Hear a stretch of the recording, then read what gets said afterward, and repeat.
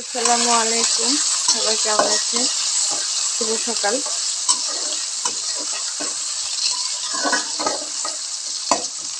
আজকে সকালের নাস্তায় বানাচ্ছি হচ্ছে ডিম দিয়ে নুডলস। সাধারণভাবেই রান্না করতেছি, এটাতে আজকে আর কিছুই দেবো না,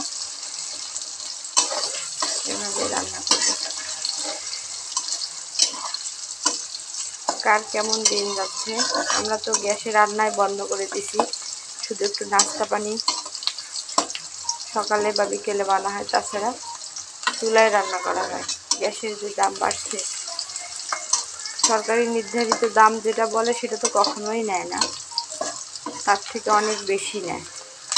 যখন 1300 ছিল তখনই নিত 2000, এখন তো 1900। এখন তো আরও যে যেমন পারবে নেবে। আল্লাহ জানে এরকম আর কতদিন থাকবে।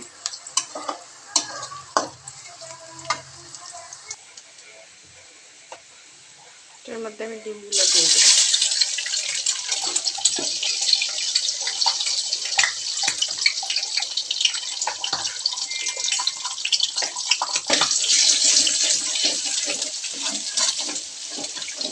আজকে আসলে বেশি তামঝাম করতে মন চাইলো না। আমাদের এক আত্মীয় অনেক ইয়াং মারা গেছে, শুনে ভালো লাগতেছে না। মৃত্যু মানুষের এখন কিছুই না।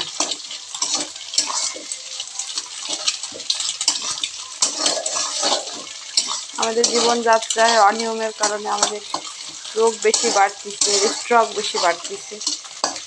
স্ট্রোক করে করে ইয়াং মানুষ স্ট্রোক করে করে মারা যাচ্ছে।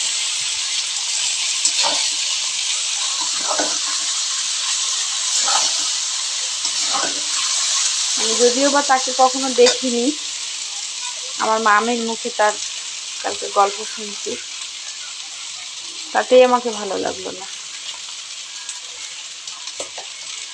আল্লাহ তাকে জান্নাত নসিব করুক।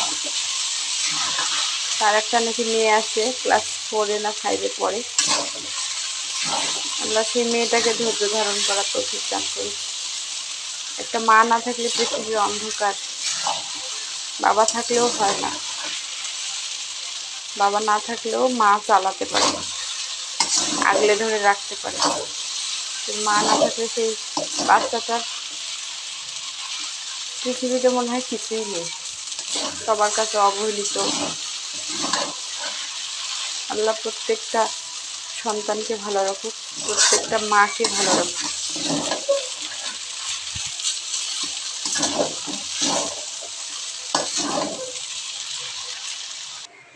আমার মামির মুখে গল্প শুনলাম। মামির এক হচ্ছে নিজের খালাতো বোন, এক সপ্তাহে যায় ওনার খালাতো বোনের শাশুড়ির 40 খেয়ে আসলো। মামি ওটা ভুলতেই পারতেছে না। তারপরের সপ্তাহে যায় ওনার বোনে দাফন করে আসলো। মৃত্যুটা আসলে কি মানে এসব কালকে যখন আমরা সবাই গল্প করতেছিলাম, মৃত্যুটা সহজও না আবার কঠিনও না। কি যে হচ্ছে, কাছের মানুষ যখন চলে যায় তখন বোঝা যায়। আমার নাস্তা বানা শেষ।